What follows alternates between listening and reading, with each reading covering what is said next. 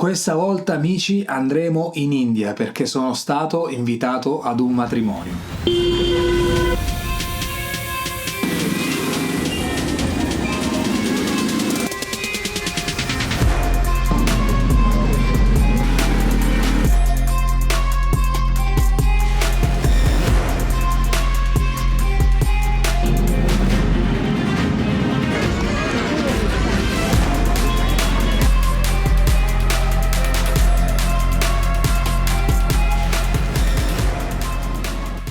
Quindi, dopo un viaggio dalla durata complessiva di 18 ore, arriviamo a Delhi alle 7:30 del mattino, ma non c'è manco tempo di pensare che subito ci fiondiamo nel centro della città a farci investire dei tuk-tuk, a vedere i monumenti, ancora distrutti dal viaggio, dal jet lag e con gli zaini in spalla cariche ancora per 15 giorni di viaggio.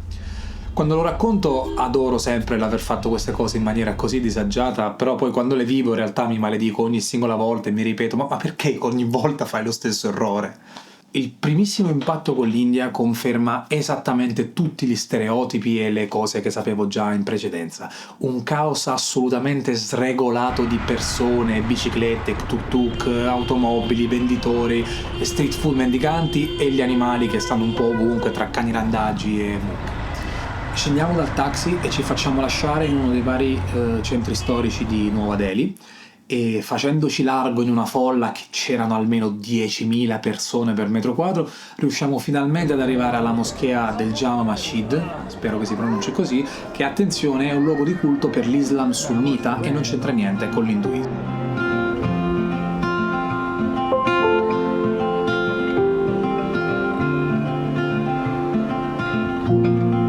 Allora, siamo stati dentro al tempio, questo che vedete alle mie spalle. Allora, la cosa curiosa è che qua solo i turisti pagano l'ingresso, mentre i residenti, gli indiani, insomma, no, per loro è gratis. In realtà questi sono luoghi di culto, quindi in teoria anche in Italia si pagano né per i turisti né per i residenti. Però il fatto quello che mi stupisce è che qua in India ti guardano tutti quanti e proprio ti fissano, perché qui a quanto pare non è maleducazione, ti fissano, sai, poi io non riesco a cacciare fuori la macchinetta che mi arriva la gente, che mi chiede foto, insomma simpatico per i primi 5 minuti, quando lo fanno tutti è veramente stressante, perché mi piacerebbe un po' parlare, fare video, foto, queste cose qua, solo che è letteralmente impossibile, poi c'è un quantitativo di persone, ma è mostruoso, non ho mai visto così tanta gente così concentrata in così tanti posti diversi. Vabbè, è l'India, si sapeva. Ecco, il maestro dietro di me si fa notare nel video. Quindi finiamo la nostra visita alla moschea, prendiamo uno dei milioni di tuk-tuk che aspettano lì i turisti e gli indiani lì fuori e andiamo a vedere lo stepwell di Delhi. Lo stepwell sono praticamente delle costruzioni ultra simmetriche, molto molto escheriani. Per chi non sapesse chi è Escher, questo qua è quello che fa questi quadri che sicuramente avete visto.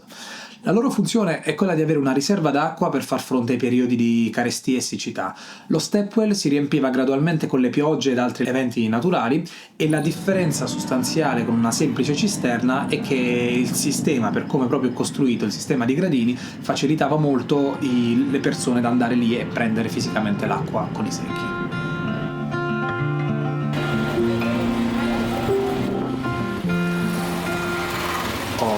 E finalmente arriviamo al momento che stavo tanto aspettando. Questo stiamo parlando sempre del primo giorno. Da quando sono atterrato mi sono chiesto: ma quando è che ci scanneranno? Ed eccoci qua ragazzi, sedetevi comodi perché questa è una storia simpatica e questo è come ho evitato uno scam da 1.400 euro. Allora, come sapete, a me piace organizzarmi i viaggi da solo, quindi mi sono comprato i biglietti autonomamente sul loro sito ufficiale, che vi lascio il link qui sotto se mai un giorno voleste fare un viaggio su treno in India.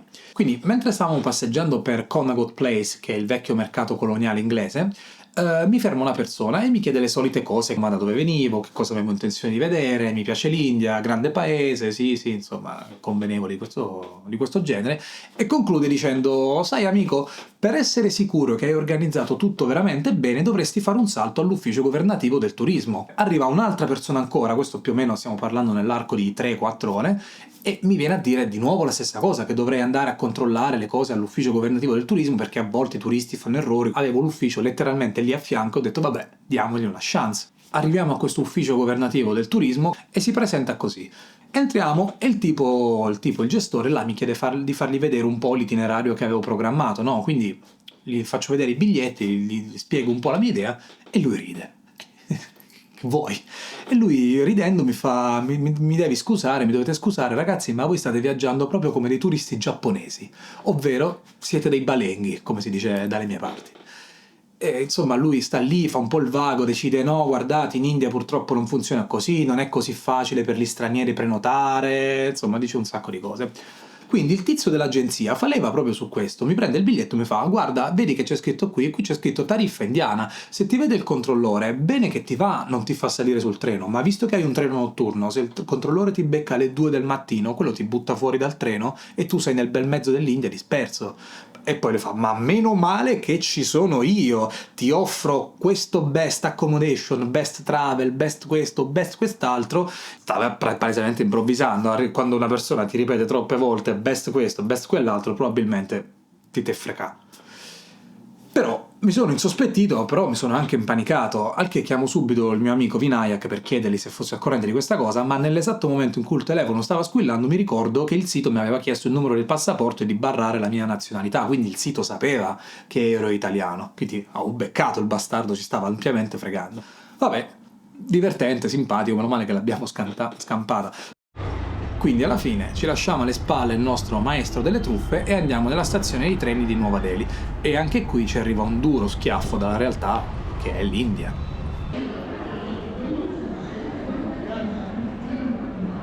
La stazione brulica di persone, è piena all'inverosimile, con un via vai di gente che va, gente che viene, merci, valigie, ogni tanto qualche povero animale che rimane lì intrappolato nella folla che non sa bene dove deve andare. Le persone attendono il treno sedute o sdraiate per terra, posano un telo che più o meno fa da tappeto e si mettono comodi. Ci sta. Man mano che attraversiamo i binari, che ci addentriamo nella stazione in cerca del nostro treno, ti inizi a fare una chiara idea della netta divisione delle classi sociali che popolano le stazioni.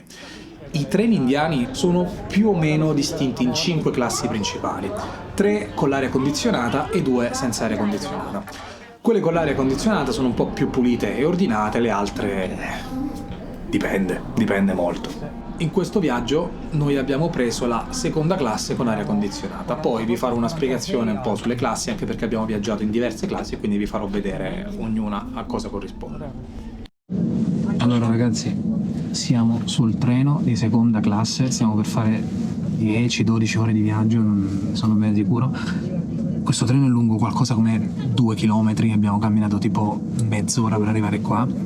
E ragazzi, le classi, quelle, lo sleeper, che è quella la più bassa, pieno di gente, poi poverini, tutti con i mezzi economici limitati.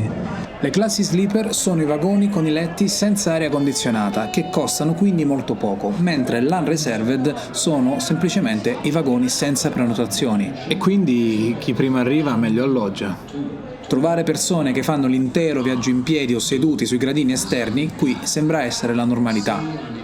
Guardando attraverso i finestrini mi prende un po' male a vedere quel livello di affollamento dentro, è una cosa tutta nuova per me. Non me la sento di passarli vicino e riprendere tutto con la telecamera, quindi mi allontano un po' e li osservo con rispetto. Questo è il bagno della seconda classe del treno che stiamo prendendo. C'è il lavandino, qui c'è il bagno che è l'odore nauseabondo. Adesso usciamo fuori.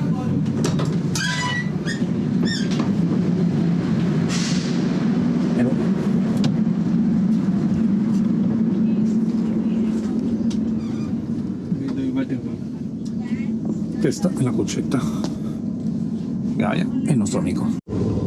Allora, il treno è partito, adesso ho la mia luce di cortesia qui sopra e stiamo aspettando il controllore dei biglietti prima di addormentarci.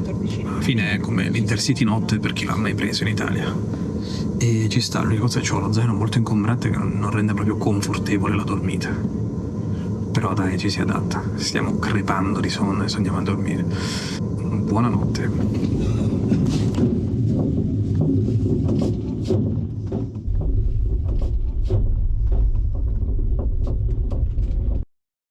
Buongiorno, siamo appena arrivati dopo 10 ore di treno a Jodhpur. Treno comodo. Adesso scendiamo, c'è già un bordello di gente in questa stazione, sono le 7:30 del mattino. Arriviamo alla stazione di Jodhpur alle 7:30 del mattino e la città già è piena di vita. Quindi andiamo dove sta il parcheggio dei tuk-tuk, contrattiamo un prezzo e ci facciamo portare ad un altro stepwell lì a Jodhpur, dove finalmente troviamo un po' più di tranquillità. Visitato lo stepwell, riprendiamo sempre con gli zaini in spalla, perché ricordiamoci che non ci siamo ancora appoggiati a nessun albergo, e andiamo a visitare il Mehrangarh Fort. È un'imponente fortezza costruita su un'altura rocciosa che domina su tutto il paesaggio della città di Jodhpur. Per secoli è stata la dimora del clan dei Rajput che governavano queste terre. La città di Jodhpur è anche nota come la città del sole e infatti d'estate la temperatura arriva anche a 50 gradi.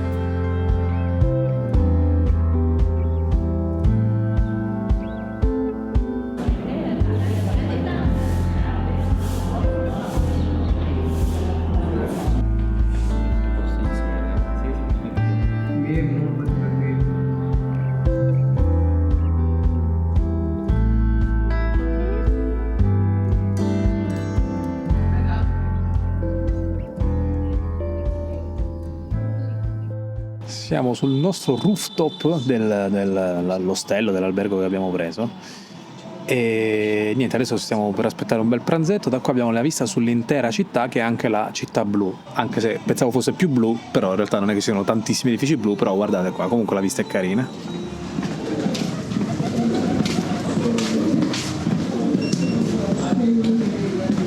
Allora, dopo pranzo siamo andati al Jaswantada, che se l'ho pronunciato bene è quel monumento che vedete alle mie spalle, che praticamente è un grande mausoleo dove vengono seppelliti nel corso dei secoli i membri della famiglia reale dei Rajput, i signori del Marwar.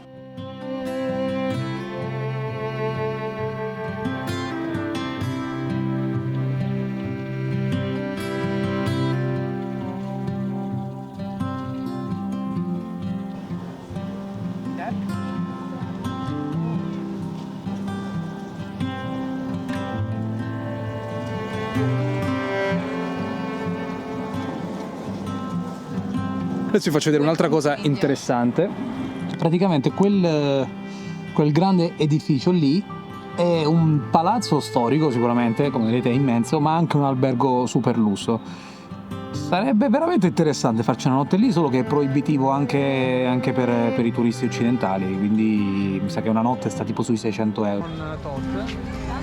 Dopo aver girato un po' tutta la giornata ci facciamo un giro nel Gran Bazar di Jodhpur alla ricerca di qualche vestito tradizionale da comprare poi per il matrimonio, che sarebbe stato da lì a breve. E quindi mentre curiosavamo per le bancarelle era immensamente difficile capire se i commercianti si stessero approfittando della nostra inesperienza, gonfiandoci a dismisura i prezzi. Però poi in realtà, questo giorni dopo, abbiamo scoperto che i prezzi in realtà erano assolutamente in linea con i prodotti, non stavano cercando di fregarci. Probabilmente semplicemente riuscivamo a contrattare soltanto di meno rispetto ai locali. Insomma, alla fine io trovo finalmente qualcosa di carino, ma la sfiga vuole che non avevo abbastanza contanti in quel momento e capire dove si può ritirare, dove sta il bancomat in mezzo al Gran Bazar di Jodhpur, capite che è un incubo, ve lo assicuro. Ma ecco che arriva il ragazzino, il figlio del commerciante, mi fa cenno così con la mano, arriviamo alla sua moto, dice salta su, mi carica, dice che mi accompagna al bancomat. E cioè, ragazzi, muoversi in quel bazar è stato tipo fare lo slalom dei coni dell'esame della patente, ma dove i coni sono gli esseri umani. Un'esperienza surreale. Man, make a smile.